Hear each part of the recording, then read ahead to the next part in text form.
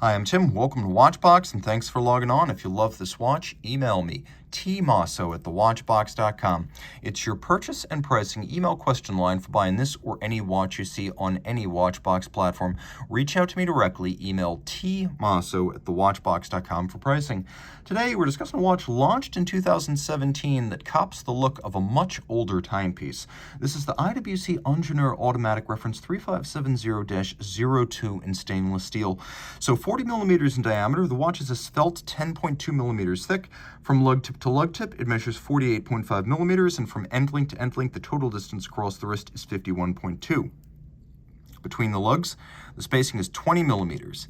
Now, this watch, which debuted in 2017 with the redesign of the Ingenieur collection, represented a major departure from the long-running Gerald Genta-coined integrated bracelet tonneau case Ingenieur collection. This watch, designed by IWC stylist Christian Knoop, was designed to reference the 1950s 666 AD. The reference 666 AD was the original Ingenieur with a date. So this watch is in that tradition, not the tradition of the reference 1832 Ingenieur SL of 1976. So we'll throw this watch on my wrist. We'll get a look at how it fits, and it fits well. Being 40 millimeters and relatively thin, I'd say it's a good alternative to something similarly sized but higher priced, like a Rolex Datejust 41. This is actually, in my opinion, very competitive with the Rolex for fit and aesthetics and capability. I would recommend this watch for a wrist as small as 14 centimeters in circumference, and if you were to put it on a strap, maybe even 13.5 centimeters circumference.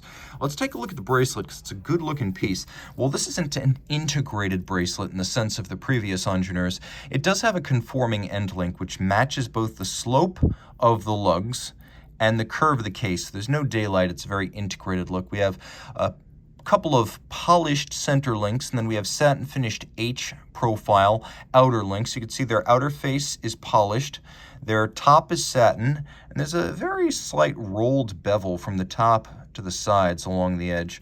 Take a quick look and you'll appreciate that every single link in the bracelet is removable, and that on both sides, so you're going to get a really close fit. Internally, the clasp features engine turning, which is a nice detail, and polish, but there's also a push-button system made by Brogioli, which is IWC's bracelet and clasp supplier. So you'll see this adjustment mechanism on watches from IWC to Longa to Glasuta Original to Grubel Force. This little push button system gives you about 1 centimeter of incremental adjustment. You get it by pushing the logo and releasing the little rack that holds the bracelet in place. Rolling over to the case, you can see the lugs are stepped out in profile, and although they're satinated, it's not the usual longitudinal that you find on many watches. It's vertical satin. The lug hoods are polished. You can see that the bezel is polished. It's also stepped in from the case band a little bit to create a tiered look that visually slims the watch. We have a crown with the IWC logo and Probus Scafusia motto on it. Screw-down crown, 120 meters water resistant.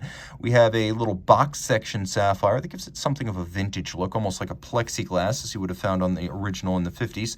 An upscale dial. It features applique rhodium-plated steel indices.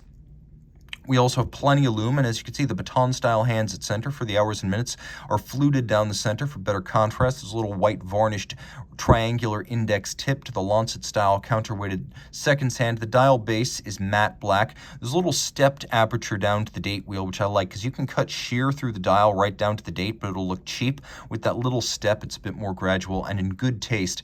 IWC and its designer Christian used the black date disc on a black dial. So let's take a look at the lume shot here. Again, the watch is highly water resistant, well lumed, stainless steel, and it's actually double lumed. If you look, there's a little luminescent cabochon outboard of each one of the lumed hour indices, and IWC even lumed the tip of the seconds hand. So a thoughtfully designed dial day or night.